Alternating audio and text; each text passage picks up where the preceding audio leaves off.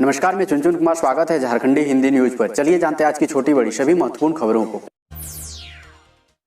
आज से 27 तक सख्त लॉकडाउन, टीकाकरण का भी नहीं चलेगा बहाना। कोरोना संक्रमण की चेन को तोड़ने के लिए धनबाद, बोकारो, गिरिडीह, जामताड़ा, देवघर, दुमका, गोड्डा, साहिबगंज और पाकुड़ समेत पूरे झारखंड में सख्त लॉकडाउन लागू हो गया है। झारखंड में 22 अप्रैल से 16 मई की सुबह 6 बजे तक आंशिक लॉकडाउन का दौर चला। अब 16 मई की सुबह 6 बजे से 27 मई की सुबह 6 बजे तक सख्त लॉकडाउन लागू हो गया है। धनबाद से सीमावर्ती पश्चिम बंगाल समेत झारखंड के सभी जिलों के लिए बसों का परिचालन ठप हो गया है। बिना पास के घरों से निकलने वालों के खिलाफ कार्रवाई की जा रही है। इसके लिए सिर्फ धनबाद में ही 226 चेक नाका बनाए गए हैं। हालांकि इससे कोरोना टीकाकरण जैसे बहुत जरूरी कार्य भी प्रभावित होना तय है।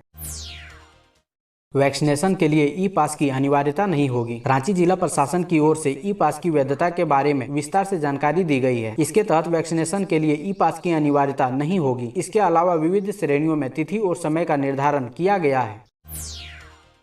ई पास के बिना पकड़े गए तो FIR, पुलिस से उलझे तो जेल। अगर आपके पास ई पास नहीं है और आप वाहन लेकर घर से निकले हैं तो बच के। पकड़े जाने पर पुलिस आपदा प्रबंधन कानून व धारा 128 भदवी के तहत आपके खिलाफ प्राथमिकी दर्ज होगी। इसके अलावा अगर आपने मास्क या फेस कवर नहीं पहना है तो 500 रुपए का जुर्माना अलग से देना पड़ेगा। पकड़े जाने पर पुलिस से उलझे तो सरकारी कार्य में बाधा से संबंधित धारा अलग से लगाई जाएगी। नियम कानून की अनदेखी करने वाले जेल भेजे जाएंगे।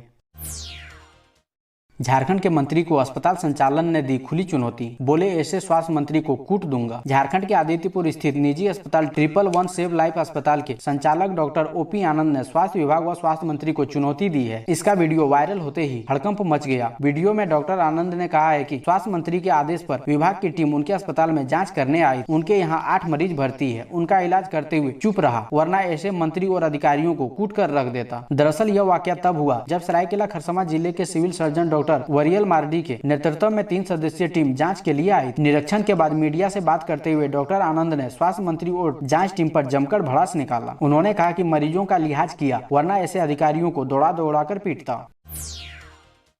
CBSE 12वीं बोर्ड परीक्षा पर बड़ा ऐलान कल। केंद्रीय माध्यमिक शिक्षा बोर्ड CBSE 12वीं बोर्ड परीक्षा पर सोमवार को बड़ा ऐलान कर सकता है। इस दिन केंद्रीय शिक्षा मंत्री रमेश पोखरियाल निशंक सभी राज्यों के शिक्षा सचिव से वीडियो कॉन्फ्रेंसिंग के जरिए महत्वपूर्ण बैठक कर रहे हैं। इस क्रम में नई शिक्षा नीति एवं कोरोना वायरस संक्रमण के इस दौर में ऑनलाइन शिक्षा तथा परीक्षा संचालन पर सीधी बात होगी। माना जा रहा है कि CBSE कक्षा 12वीं बोर्ड परीक्षा 2021 पर शिक्षा मंत्री रमेश निशंक इस बैठक के बाद सोमवार 17 मई को अंतिम निर्णय ले सकते हैं।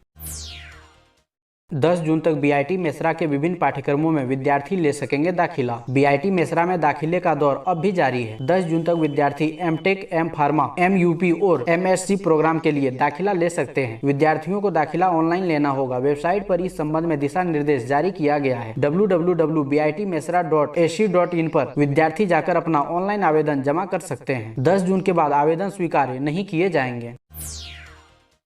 प्रधानमंत्री मोदी ने गांव में घर घर कोरोना टेस्टिंग का दिया निर्देश, कहा टीकाकरण अभियान को किया जाए तेज। प्रधानमंत्री नरेंद्र मोदी ने शनिवार को देश भर में कोविड-19 के कारण हालात और कोरोना वैक्सीनेशन की प्रगति की समीक्षा के लिए एक महत्वपूर्ण बैठक की। बैठक में प्रधानमंत्री ने देश में जारी वैक्सीनेशन अभियान से जुड़े तमाम मसलों पर चर्चा की और टीकाकरण व कोविड टेस्टिंग की प्रक्रिया में और तेजी लाने को कहा। साथ ही केंद्र की ओर से भेजे गए वेंटिलेटर जिन राज्यों में अब तक इस्तेमाल नहीं किए गए हैं उन्हें तुरंत इंस्टॉल करने का सख्त आदेश दिया। प्रधानमंत्री ने गाँव में घर घर कोरोना टेस्टिंग और सर्विलांस पर जोर दिया। प्रधानमंत्री मोदी ने उच्च संक्रमण वाले क्षेत्रों में भी टेस्टिंग बढ़ाने की जरूरत बताई है।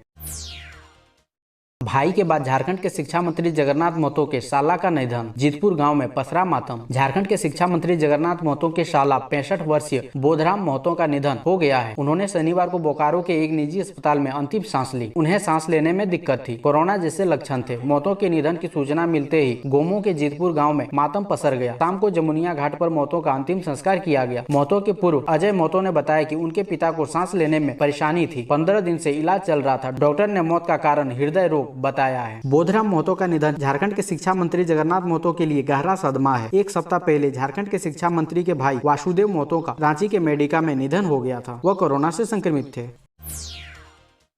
लग गया सख्त लॉकडाउन और फेल हुआ 1 मिनट में ई पास बनाने का हेमंत सरकार का दावा। बाबूलाल ने उठाया सवाल। झारखंड में 16 मई से सख्त लॉकडाउन लागू हो गया है। झारखंड की हेमंत सोरेन सरकार ने दावा किया था कि लॉकडाउन पास 1 मिनट में निर्गत होगा, लेकिन पहले ही दिन परिवहन विभाग का ई पास निर्गत करने का सिस्टम फेल कर गया है। वेबसाइट खुलते ही क्रैश हो जाता है। नतीजतन ई पास निर्गत नहीं हो रहा है। इससे एक तरफ झारखंड सरकार की किरकिरी हो रही है तो दूसरी तरफ जनता भी परेशान हलकान है। आवश्यक कार्य के लिए भी लोग घरों से बाहर नहीं निकल पा रहे हैं। निकलने पर अलग तरह की परेशानियों का सामना करना पड़ रहा है। नाहक में पुलिस से सामना हो रहा है। इस मुद्दे पर झारखंड के पूर्व मुख्यमंत्री बाबूलाल ने ट्वीट कर सवाल उठाया है। बाबूलाल ने ट्वीट कर लिखा, ई पास व्यवस्था के पहले ही दिन दूर दराज से भी विसंगतियों की शिकायत आ रही है। एक तो पास जारी होने वाला वेबसाइट ऐप बेकार साबित हो रहा है, तो दूसरी ओर रोजमर्रा के कामगार परेशान है। जिस जिले की जैसी मर्जी वैसे ही कानून चला रहा है। अधिकारी निरंकुश हो गए हैं और उन पर कोई नियंत्रण नहीं है।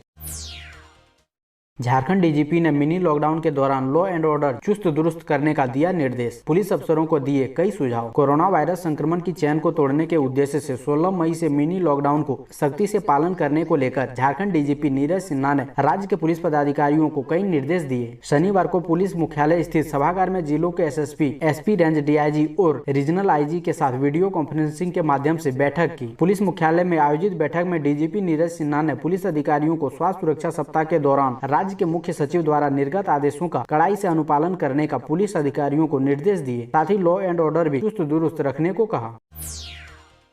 गांव में तेजी से फैल रहा है कोरोना। बीएयू ने किसानों को बताए संक्रमण से बचाव के उपाय। कोरोना संक्रमण की दूसरी लहर अब गांव में कोहराम मचा रही है। गांव में टेस्टिंग कम होने की वजह से वहां स्थिति ज्यादा गंभीर हो गई है। ऐसे में विरसा कृषि विश्वविद्यालय के द्वारा किसानों के लिए कृषि कार्य के दौरान संक्रमण से बचाव के लिए कई महत्वपूर्ण सलाह विज्ञान और एग्रीकल्चर विभाग के डीन डॉक्टर MS यादव ने बताया कि मुख्य रूप से रबी फसल की कटाई पूरी हो गई है, मगर कहीं कहीं तीसी के साथ कुछ अन्य गर्मा फसल और मोटे अनाज की कटाई बाकी है। वहीं किसान अब खरीफ फसल की तैयारी में भी जुट गए हैं। ऐसे में किसानों को सलाह दी जाती है कि वो फसलों की कटाई और थ्रेसिंग के दौरान शारीरिक दूरी का सख्ती से पालन करने, मुंह पर मास्क लगाएं और फसल की कटाई उपकरण का यथासंभव सैनिटाइजेशन करें। इसके लिए साबुन के पानी से उपकरण की सफाई कर सकते हैं।